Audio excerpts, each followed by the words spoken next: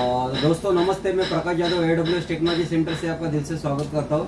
तो दोस्तों, जैसे कि हम लोग ने हमारा जो ट्रेनिंग कंटेंट का हम लोग ने जो प्रोग्राम चालू किया है, जिसमें हम लोग थियोरेटिकल का आपको नॉलेज देते हैं। तो लास्ट 2 इसमें हम लोग ने सीखा था कि वेल्डिंग किसे कहते हैं, type of joint, type of position क्या होता है वो हम लोग ने सीखा। दूसरा सेशन में हम लोग ने वेल्डिंग क्या रहता है वो भी सीखा। तो दोस्तों आज का विषय अपना ये कि वेल्डिंग का पोलैरिटी क्या होता है। दोस्तों वेल्डिंग का पोलैरिटी एक बहुत ही इम्पोर्टेंट टॉपिक सब्जेक्ट है कि वो वेल्डर को मालूम रहना जरूरी है। वेल्डिंग का पोलैरिटी मतलब क्या होता है कि वेल्डिंग मशीन में जब हम लोग करंट ऑन करते हैं तो क्या होता है कि करंट जो जाता है किस में जाता है, ट्रांसफार्मर में जाता है। और ट्रांसफार्मर क्या करता है, उसको डिवाइड करने का काम करता है। और जिसका डिवाइडेशन क्यों करता है, क्योंकि डिवाइडेशन अगर होगा तो ही आप जब भी वेल्डिंग करने के लिए जो भी उसका वेल्डिंग करने जाओगे तभी उसका सर्किट कंप्लीट होगा और उससे आर्क जनरेट होता है।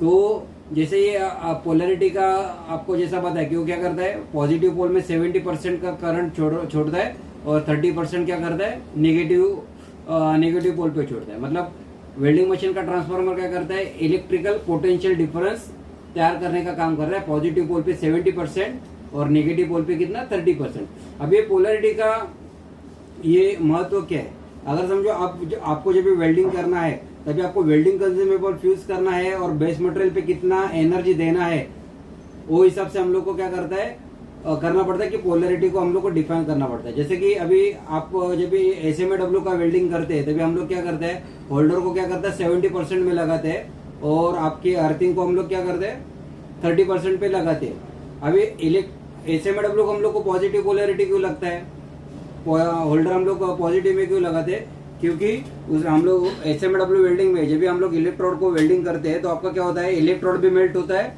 और आपका जॉब भी मेल्ट होता है। इसीलिए पॉजिटिव पोल पे 70% का एनर्जी रहना जरूरी है। और जैसा 30% का एनर्जी हम लोग किधर जॉब पे लगाते हैं, मतलब क्या होता है, तभी सर्किट कंप्लीट होता है।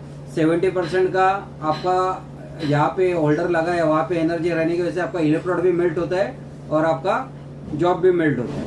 तो दूसरा एक पोलैरिटी है नेगेटिव पोलैरिटी, जिसे DCEN बोलते हैं। जैसा SMA में हम लोग ने देखा वो कौन सा पोलैरिटी है, DCEP, direct current electrode positive. उसमें पॉजिटिव पोल में आपका होल्डर लगता है और नेगेटिव पोल में क्या लगता है, अर्थिंग लगता है। दूसरा हम लोग पोलैरिटी देखेंगे जिसमें आपका जिसे बोलते हैं डायरेक्ट करंट इलेक्ट्रोड नेगेटिव। जैसे कि हम लोग क्या करते हैं, टिक वेल्डिंग करते हैं। टिक वेल्डिंग में क्या करते हैं हम लोग, टॉर्च का कनेक्शन जो रहता है, टिक टॉर्च का कनेक्शन कहाँ पे लगाते हैं, नेगेटिव पोल में लगाते हैं। और पॉजिटिव पोल में जो है उसका कनेक्शन जो है हम लोग अर्थिंग को लगा के और डायरेक्टली हम लोग जॉब पे लगाते हैं। ये जो पोलैरिटी वो होता है उसे क्या बोलते हैं, direct current electrode negative.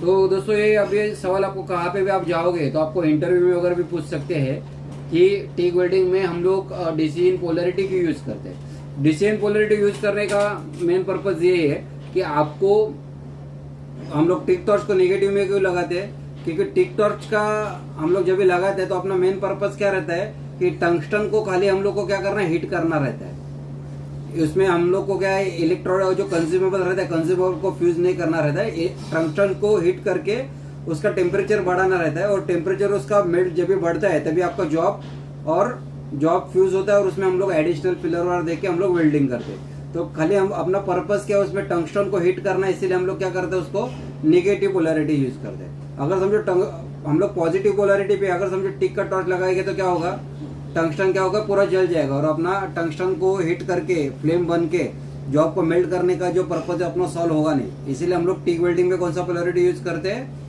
DCEN। SMA process में कौन सा पोलैरिटी यूज करते हैं, DCEP। और तीसरा एक पोलैरिटी का प्रकार है, उसे AC पोलैरिटी बोलते हैं, जिसे अल्टरनेटिव करंट बोलते हैं। अल्टरनेटिव करंट में मशीन का दोनों भी जो पोल रहता है, दोनों पोल पे 50-50% एनर्जी का रेशियो रहता है। जैसे समझो आपको एल्यूमिनियम वेल्डिंग करना है तो एल्यूमिनियम वेल्डिंग का मेल्टिंग पॉइंट क्या है, एल्यूमिनियम का कम है, तो उसमें वो टाइम पे हम लोग को क्या करता है, बैलेंस वेल्डिंग करना रहता है। इसलिए 50% उसका जो एनर्जी रहता है वो एक जगह पे 50% और दूसरी जगह पे भी क्या रहता है, दोनों पोल पे 50% एनर्जी रहता है। तो वो जो पोलैरिटी हो गया आपका, उसे ऐसे पोलैरिटी यूज करते हैं। तो जैसे भी दोस्तों अभी आप जैसा इलेक्ट्रिक आर्क वेल्डिंग का जो प्रोसेस है, जिसमें carbon steel, alloy steel, SS वगैरह जो मटेरियल है वो ज़्यादा करके पॉजिटिव पोलैरिटी पे DCEP पोलैरिटी पे ही उसका वेल्डिंग किया जाता है। और जैसा टिक वेल्डिंग है, जो भी वेल्डिंग मटेरियल है जैसा टाइटेनियम है, कुप्रोनिकल है, अलॉय स्टील है, SS है, वो सब DCL पोलैरिटी पे वेल्डिंग किया जाता है। दूसरा है AC पोलैरिटी। AC पोलैरिटी जो है दोनों बाजू पे आपका 50-50% का करंट रेशियो रहता है और एल्यूमिनियम वेल्डिंग के लिए वो स्पेशली हम लोग AC पोलैरिटी यूज करते हैं। तो दोस्तों आज के इस सेशन में हम लोग ने देखा कि पोलैरिटी क्या होता है और ट्रांसफार्मर कैसे इलेक्ट्रिक एनर्जी को क्या करता है, डिवाइड करता है, और कौन से मटेरियल को और कौन से प्रोसेस के लिए हम लोग कौन सा पोलैरिटी यूज करते हैं वो हम लोग ने आज सीखा है।